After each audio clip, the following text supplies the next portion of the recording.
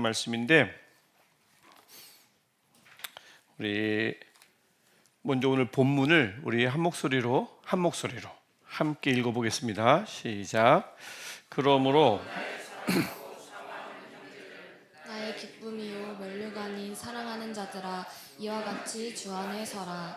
내가 유오디아를 권하고 순두개를 권하노니 주 안에서 같은 마음을 품으라. 또 참으로 나와 멍에를 같이 한 내게 구하노니 복음에 나와 함께 힘쓰던 저 여인들을 돕고 또한 글레멘더와 그 외에 나의 동역자들을 도우라. 그 이름들이 생명책에 있느니라. 주 안에서 항상 기뻐하라. 내가 다시 말하노니 기뻐하라. 너희 관용을 모든 사람에게 알게 하라. 주께서 가까우시니라. 아멘. 오늘 이 4장 말씀에 들어가기 전에 우리가 지난주에 봤던 문맥이 있죠. 바로 이제 파란 문장으로 된 그 글씨로 된 세 줄짜리 문장이 지난번에 우리가 함께 했던 그 내용의 요약문입니다. 사도 바울이 당시 십자가를 부인하는 이들이 교회에 많이 이제 세력을 뻗치려고 있었는데 그들을 본받지 말고 자신을 본받으며 어디 멀리서 모델을 찾을 것이 아니라 가까이서 모델을 눈여겨보라 했는데 이제 찾으라는 말이었습니다. 그래서 모델을 찾으라고 권하고요.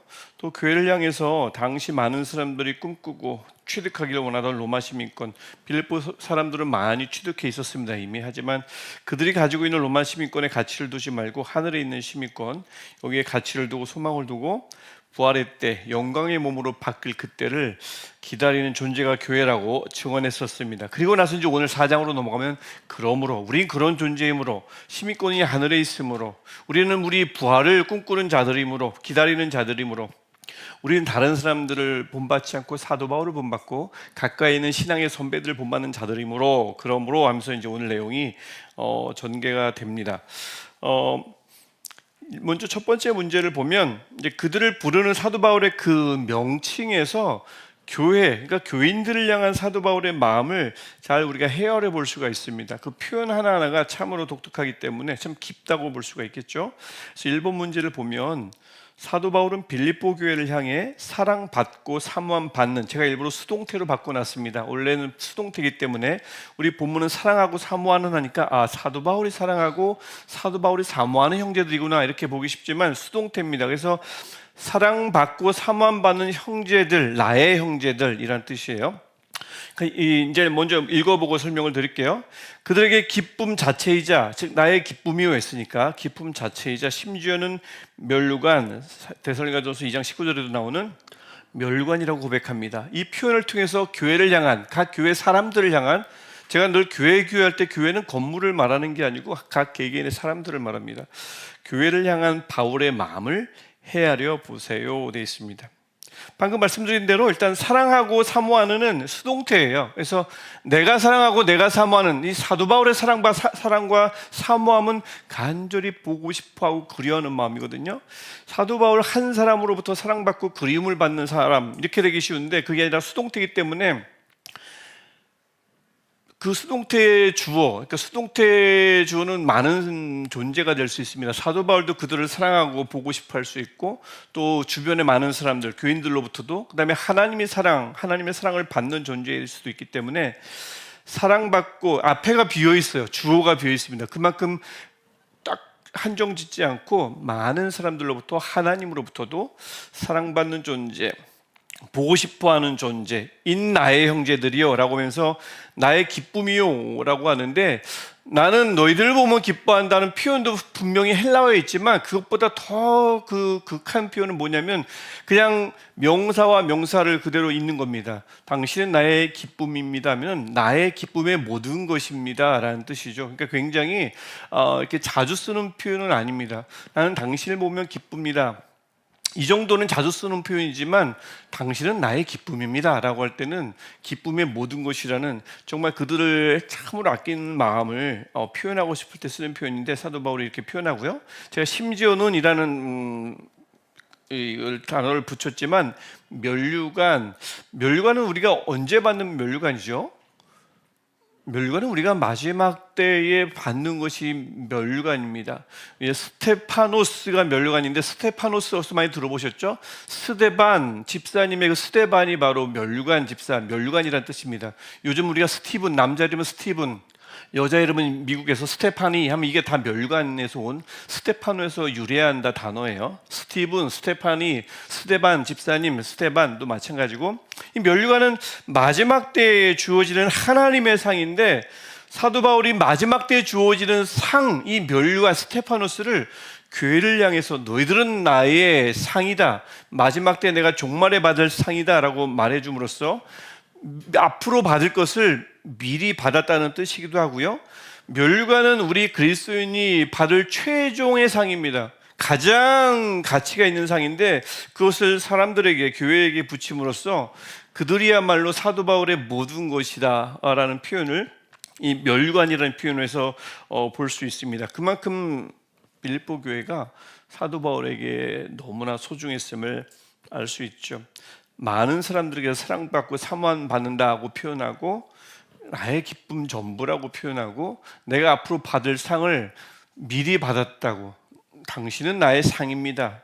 종말론적 상입니다. 모든 것입니다. 내가 꿈꾸는 그 상, 그것이 바로 당신들입니다 라고 얘기하듯 그 교회를 향한 바울의 마음을 헤아려보세요 했는데 그렇게 그만큼 빌립보 교회를 향한 사도 바울의 마음은 굉장히 그윽하다라는 것을 알 수 있습니다. 빌립보 교회가 완전해서 그럴까요? 이번 문제를 보면 알 수 있지만 그렇지 않습니다. 2장에서도 우리가 자꾸 한 마음을 품으라고 하는 얘기를 보면 또 십자가를 거부하는 자들의 위험성을 자꾸 말하는 것 보면 수시로 위험에 또 휩쓸리기도 하고 유혹당하기도 하고 그들 안에는 분열과 불필요한 경쟁심이 좀 있었습니다. 특별히 그 예가 이제 오늘 4장에 나오는 건데 유오디아와 순두계 두 여인입니다. 이 이름도 이제 여성 명사이기 때문에 여인이지만 3절에 보면 이들이 누구냐면 복음에 나와 함께 힘쓰던 저 여인들, 이게 바로 유오디아와 순두계입니다. 이 두 여인에게 품으라고 권했던 주 안에서의 같은 마음은 무엇일까요? 같은 마음, 한 마음, 어떤 마음을 품으라는 걸까요? 늘 그렇듯이 시간이 없으므로 2장 1절 5절에 나오는 이야기인데 그 2장 2절에서 5절, 특별히 2절과 3절을 보면 사도 바울이 그때 여러 가지를 한 마음을 품으라고 하면서 권했던 것이 있습니다. 2장 2절 3절 보면 다투지 말라고 하고요. 허영은 이제 불필요한 경쟁심입니다. 이들에게 그런 마음이 있었을까요? 있었습니다. 왜냐하면 복음에 나와 함께 힘쓰던 여인들이었거든요. 이들이 사역자예요. 여성이면서도 1세기에 벌써 초대교회에 이미 복음을 전하는 선지자도 있었고 복음을 전하는 사역자들이 1세기에 이미 있었습니다. 그래서 이런 것들이 벌써 특정 교단을 제가 이제 거론하기 좀 그렇지만 특정 교단은 현재 여성 사역자를 막죠. 못하게 하죠. 그래서 전도사까지 되더라도 최근에 강도사까지 통과됐다고 한 교단에서 그렇게 들었는데 목사 안수는 절대 안 됩니다. 여성 안수가 안 되는 아주 가장 큰 교단이 있어요. 그런 면에서 보면 오늘 유오디아와 순두계는 이미 복음을 들고 사역하는 사역자들이었습니다. 이들도 사도예요. 이런 면에서는 보냄받은 자가 사도이므로. 그래서 이들이 열심히 있었고요. 열정이 있었어요. 복음을 전하지만. 하지만 이들 두 여인을 향해서 같은 마음을 품으라고 하는 거 보면 열정도 있고 신앙도 있고 사명의식도 있는데 뭐가 문제예요? 둘 사이에 의견이 대립됐던 관점의 차이가 났던 아니면 서로 경쟁심을 가지고 2장 2, 3절을 미루어 볼 때 경쟁심을 가지고 허영심을 가지고 사역을 했던 다퉜던 게 분명합니다. 그래서 이어서 주 안에서 같은 마음을 품으라는 것은 다시 한번 2장 2절과 3절 또 더 넓게 1절부터 5절까지를 참고할 때 제발 남을 낮게 여기라. 예수 그리스도의 마음, 자신을 죽기까지 낮춰서 복종하신 그 마음을 품으라, 겸손을 품으라는 권면이 되겠습니다. 왜 이 다른 굉장히 한 교회에 여인들이 문제가 있다는 것은 굉장히 독특합니다. 왜냐하면 다른 서신서에서는 교회에 주로 문제는 남자에 의해서 이루어지거든요. 남자들이 문제고 초도론 유대인들도 다 남자고 이상한 복음을 전하들도 남자고, 뭐 보면서도 마찬가지고요. 여인들이 크게 문제를 일으킨 적이 없어요. 주로 남자들이고, 사실 요즘도 또 그렇죠. 요즘도 여인들은 다 선하잖아요. 사회에 무리를 일으키지 않죠, 크게. 근데 여기서 독특하게 빌립보 교회는 왜 이렇게 여성 사역자들이 이렇게 열심히 있었고, 근데 그 열심히 있다 보니까 유오디아와 순두계가 이런 문제를 만들어냈는가? 왜 그랬을까요? 이제 많은 이들이 추정해 보건데, 빌립보 교회만 유일하게 그 출발이 회당이 아니고요. 어딘지 기억하십니까? 사도행전 16장에서 자줏빛 옷감 장사였던 루디아의 집에서, 여인의 한 집에서 이 교회가 시작이 됩니다. 이제 미려 살피는 그 근거는 이거밖에 없는 거죠. 그러니까 이 빌립보 교회에 여성 사역자들이 다른 교회보다 많은 이유, 많으니까 그 중에 이 두 명이 문제 많다 보니까 그 많은 중에서 이제 문제가 생겼던 거지, 여성 사역자들이 늘 문제를 일으켰던 것이 아닙니다. 많다 보니 확률이 높잖아요, 아무래도. 그래서 빌립보 교회에 여성 사역자들이 있었고, 그 중에 이렇게 문제를 일으켰던 걸 보면, 분열을 일으켰던 거 보면, 그 출처, 그 기원이 아무래도 한 여성의 집에서 유일무이하게 전례 없이 교회가 시작되다 보니, 그 빌립보 교회만큼은 아무래도 여성 사역자들이 좀 많아졌을 거고, 그러다 보니 그 안에서 의견 다툼이 있었을 거고요. 또 사도 바울이 겪은 것처럼 인정받아요? 내가 더 인정받아야 되는데, 내가 더 열심히 해야 되는데, 허영, 즉 불필요한 경쟁심을 가지고 서로 사역하되, 특별히 유오디아와 순두계가 부딪혔던 게 분명합니다. 아주 전무후무한 일들이 빌립보 교회에서 일어났어요. 그래서 같은 마음을 품으라, 즉 다툼을 버리고 허영심을 버리고 서로를 좀 낮게, 시옷받침 낮게 여기라고 하는 거죠. 겸손을 품으라고 하는 겁니다. 하나 되라는 얘기죠. 그래서 이것이 교회 전체가 모를 리가 없습니다. 그래서 3번 문제 보면 교회 전체는 이래가 제가 표현을 했는데, 3절 보면 참으로 나와 멍에를 같이 한 내게, 너 단수입니다. 2인칭 단수 너예요. 유 단수인데, 제가 왜 교회 전체라고 했냐면 여러 가지 설이 있습니다. 도대체 이 너는 누구냐라고 할 때 루디아를 가리킨다, 아니면 잘 모르는, 알려지지 않은 어떤 또 다른 여성 사역자를 가리킨다, 뭐 이런 여러 가지 설이 있지만, 지금 현재 이제 저도 그렇게 보고, 여기서 말하는 단수는 보통 교회를 전체를 가리킬 때는 단수를 씁니다. 복수를 쓰지 않아요. 그래서 여기서 말하는 너는 교회 전체를 부른 것이 가장 적합하겠다 싶고요. 그래서 교회 전체는 두 여인의 그런 분열을, 갈등을 알고 있어요. 그 다음에 또 그 외의 동역자들, 글레멘도와 그 외의 나의 동역자들이 많습니다. 이들을 어떻게 대해야 한다고 3절에서 말하고 있죠? 어떻게 해야 합니까? 여인들을 어떻게 해야 돼요? 도우라고 하죠. 동역자들을 어떻게 하라고 합니까? 도우라고 합니다. 여인들이 서로 갈등을 빚고 있어요. 이들을 방관하거나 아니면 어떻게 해서 사역하는 이들이, 복음을 전하는 이들이 정작 그들의 개인적인 관계 문제는 해결이 안 되고 있는가 비난하라고 하지 않습니다. 도우라고 하고 있습니다. 같은 마음을 품고 사역할 수 있도록 그들을 돕고 조율하고 중재하고 기도하라는 얘기겠죠. 왜요? 왜 그렇게 해야 합니까? 그 이유는 무엇입니까? 그 이름들이, 즉 유디아, 순두계, 또 이외의 많은 동역자들은 경쟁자가 아닙니다. 적도 아니고 원수도 아니고요. 그들은 다 이름들이 생명책에 있는 이들입니다. 그리고 3절에서 교회를 향해 불렀던 그 표현, 멍에를 같이 한 너, 교회라는 것은 멍에, 무거운 짐을 함께 짊어지고 있는 이들이므로, 멍에를 같이 짊어졌는데 누군가는 지금 힘들어하고 다툼이 일어나고 있는데, 그 짐을 같이 짊어지지 않고 이것을 해결하는데 같이 동참하지 않고 한 발 물러서면 안 되는 것이죠. 그들은 다 생명책에 이름이 기록된 이들 뿐만 아니라 그들은 다 함께 짐을 짊어지고 가는 이들이기 때문에 신경 써야 합니다. 그래서 도와야 합니다. 그게 세 번째 문제고요.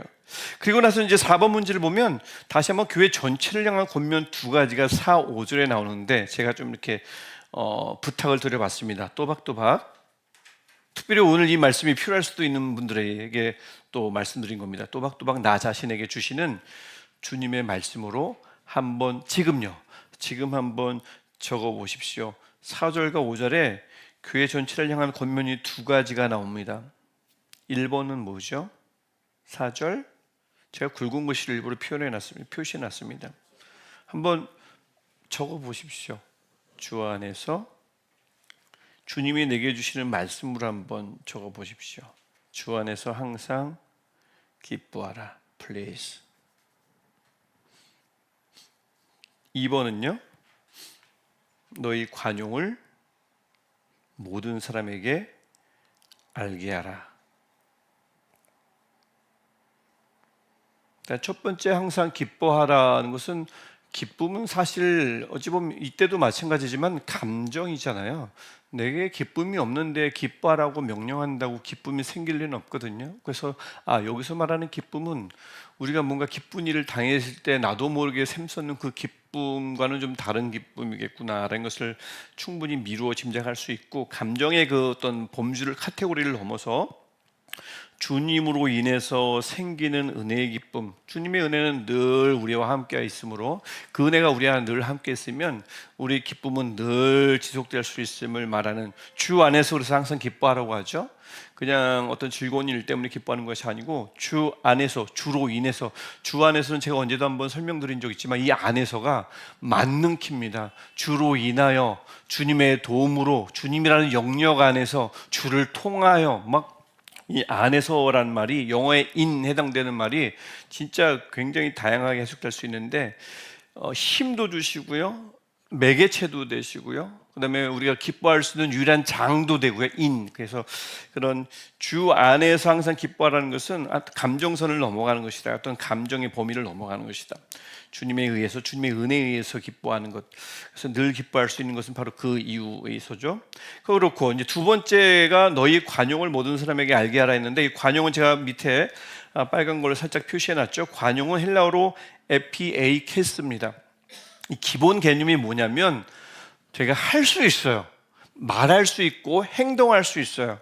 그리고 내 유익을 위해서, 내 직성이 풀리려면 뭔가 해도 가할 수 있어요. 징계도 할 수 있고 비난도 할 수 있지만 그를 위해서 내 행위, 내 권리, 내 이득, 내 속이 시원해지는 그 모든 것들을 내려놓는 것. 이게 기본 개념이, 이게 바로 에피에이케스인데, 이것을 우리말로 관용이라고 번역됐지만 다양한 본문에서 이 단어는 배려도 되고 너그러움도 되고 정중함, 인내, 사력이 표현되는데, 가만히 보면 배려도 그렇고요, 너그러움도 그렇고요, 내 것을 내려놓을 때 성립되는 덕목입니다. 그렇죠? 배려하려면 내가 하고 싶은 것을 잠깐 멈출 때 배려가 되고요, 너그러움도 마찬가지죠. 뭐라고 하고 싶지만 관용하는 것과 가장 비슷한 단어긴 한데, 이런 기본 개념이 에피에이케스입니다. 그래서 이 관용을 교회 안에서 실천하는데 그것이 모든 사람에게 드러나게 하라는 것입니다. 이것이 교회 전체를 향한 권면 두 번째 권면이 되겠습니다. 여기서 그래서 우리요, 도우라라고 얘기하고, 같은 마음을 품으라 얘기하고, 항상 기뻐하라 얘기하고, 관용을 모든 사람이 알게 하라 하는 게, 이게 지금 1절에 파란 글씨로 있었죠. 이와 같이 주 안에 서라. 주 안에 선다는 것이 무엇인가? 이와 같이 때문에 그 아래와 해당되는 겁니다. 그냥 주 안에서 서라 하면 맨날이 아니라 성령의 도우심으로 말미암아 사탄과 대적하고 영적 전쟁에서 이기는 것. 그래서 이 주 안에 선다는 것은 승리자가 딱 내가 가장 잘 쓰는 무기를 탁 들고 승리자의 모습으로 서는 그 모습이거든요. 그래서 이와 가치가 없으면 영적 전쟁에서 승리한 어떤 승리자의 모습을 상상해 볼 수 있는데, 이와 가치가 있기 때문에, 이와 가치는 앞으로 나오는 이것들을 잘 행위 실천할 때만 뜻이거든요. 그래서 이와 같이 주 안에 선다는 것은 같은 마음 품기, 같은 마음을 품지 못하고 다투는 이들을 돕기, 또 함께 동역하는 자들을 방관하지 말고 그들도 돕기, 그다음에 주 안에서 항상 기뻐하기, 관용을 모든 사람이 알게끔 하라는 것. 이것이 바로 주 안에서 서다의 뜻인 거죠. 그렇게 되는 겁니다. 그래서 5번을 이제 자연스럽게 5번으로 넘어가면, 이와 같이 주 안에서 서라 1절 하반절에 있는 이 말씀은 2절부터 5절 전체의 권면과 직결될 말씀입니다. 이제 말씀이라면 5절 끝에는 그래야만 하는 중요한 이유를 명시합니다. 이것도 한번 적어보십시오. 아래, 그리고 여러분의 마음에 적듯이 한번 적어보시면 됩니다. 왜 이와 같이 주 안에서 왜 서야 합니까? 왜요? 한번 적어보십시오. 뭐라고 적으면 되죠? 주께서 가까우시니라. 여기서 가깝다는 뜻은 가까우니까 주님이 내 곁에 이 뜻으로 여기고 늘 하나님이 나와 함께 하심으로, 주님이 나와 함께 하심으로 이 뜻으로 생각하기 쉬운데 그 뜻이 아닙니다. 여기서 가까우시니라는 것은 좀 거리가 있는 분이 내게 다가온다는 뜻입니다. 다가오니라, 그분이 다가오신다.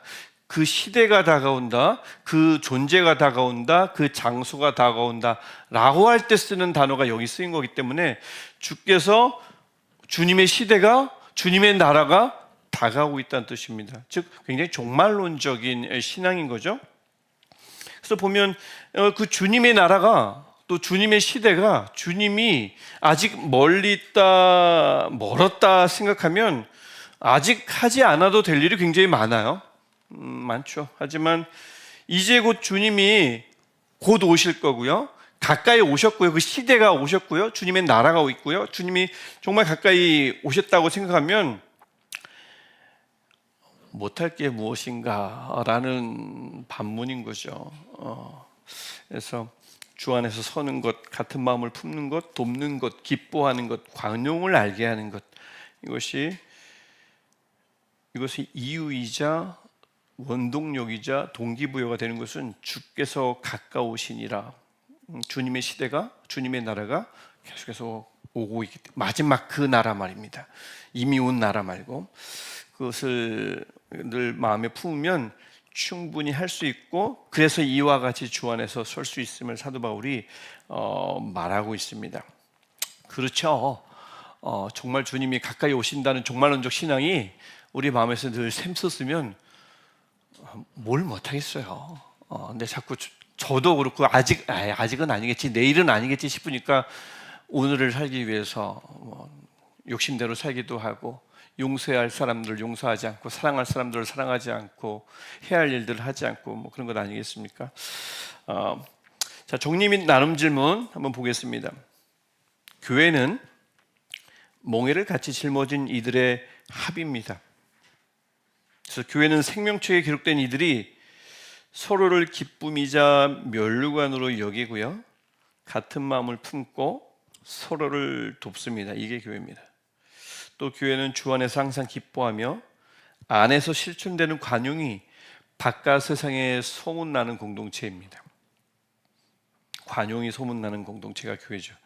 이 모든 것 어찌 보면 어려울 수 있지만 다시 오실 주님을 생각하면 반드시 이루어야 할 교회의 모습, 교회의 참모습입니다.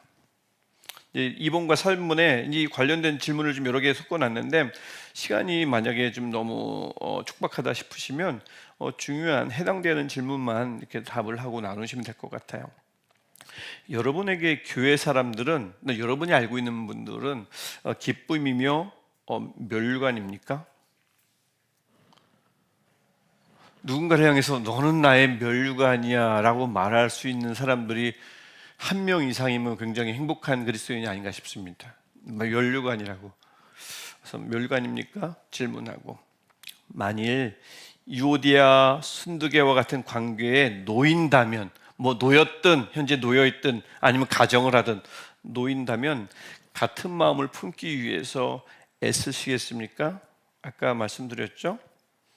다툼을 버리고 형심 버리고 서로를 낮게 여기며 예수 그리스도의 마음, 즉 겸손의 마음, 자기를 비우는 마음을 품는 것, 이 마음을 품기 위해서 애쓰시겠습니까? 아니면 그냥 계속 유오디아와 순두개 관계로 남겠습니까? 또 그런 관계에 있는 이들이 만약 곁에 있어요. 눈에 보입니다. 적극적으로 슬기롭게 도와주시겠습니까? 한 마음을 품도록 말이죠. 그다음에 마지막 문제는 주 안에서 늘 기뻐하며 세상은 흉내낼 수 없는 관용을 모두가 알 정도로 생활화하고 계십니까? 마지막은 평서문입니다. 이 모든 짐을 함께 짊어지고 주님이 오시는 그날까지 주 안에서 굳건히 서는 우리이기를 소망합니다. 앞에서 이 이야기 됐던 모든 것들이 사실 다 주 안에서 함께 서기 위해서 필요한 것들은 우리 함께 짊어져야 할 짐이기도 합니다. 우리 의무이기도 하니까 이것을 함께 짊어지고 오시는 그날까지 잘 실천하시면서 주 안에서 굳건히 서는 저도 그렇고 여러분 되시기를 주님의 이름으로 축복합니다. 저는 이제 사실 개인적으로 제일 좋아하는 거는 괜찮아요. 누군가를 향해서 나의 면류관이다라는 표현이 저는 개인적으로 제일 이렇게 좀 감명 깊게 생각하고 또 언제 한번 이걸로 가지고 이제 강의를 한번 아주 굉장히 오래 한 적도 있습니다만 나의 기쁨이다, 나의 사랑이다, 내 참 소중한 존재다라고 표현할 수 있는데 교회가 교회를 향해서 교인들이 교인들을 향해서 내가 마지막 때 받을 그 상은 아직 내가 받은 것이 아니라 이미 나는 너를 통해서 받았다고 당신을 통해서 받았습니다라고 하는 이 표현이 상대방을 향한 또 서로를 향한 가장 큰 축복이자 서로를 나는 너를 가장 아낀다고 하는 가장 그 극상의 사랑 표현이 아닌가 싶습니다.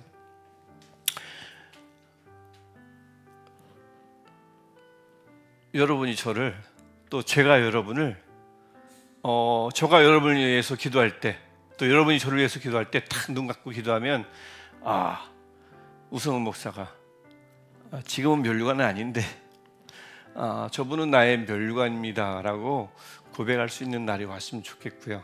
저도 여러분을 떠올리면서 기도할 때 뭔가 내가 막 이끌어야 하고 막 그런 분이 아니라 이미 하나님께서 내게 마지막 때 주실 상으로 이미 주신 멸관이라 고백할 수 있는 그런 관계가 우리 사이에서 계속 돈독해지고 깊어지면 좋겠습니다. 여러분은 나의 기쁨이요 멸관입니다. 이 고백을 제가 쉬지 않고 계속 고백하면서 이 고백이 계속 이루어질 수 있도록 노력하겠습니다. 기쁨이요 멸관인 여러분 조별로 나누셔서 이야기를 나눠 주십시오.